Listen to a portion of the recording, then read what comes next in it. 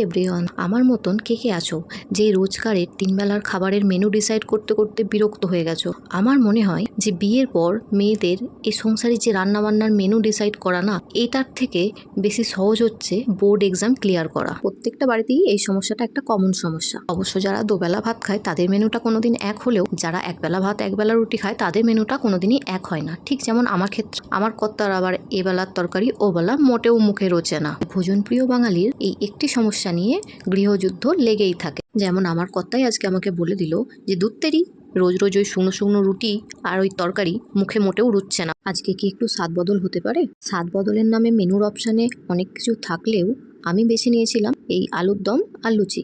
কারণ আমার বাবি অনেকটাই ছোট, তাকে অনেকটা সময় দিতে হয়, তাই তাড়াতাড়ি করে যেটা হবে সেটাই বানাতে হবে। আচ্ছা, এখনো কি কেউ আছো যারা এখনো শিলে মশলা করা পছন্দ করো, ঠিক মা জেঠিমাদের মতন?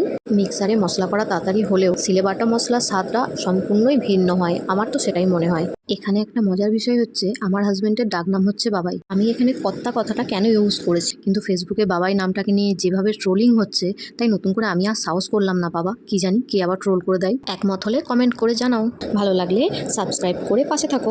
টাটা।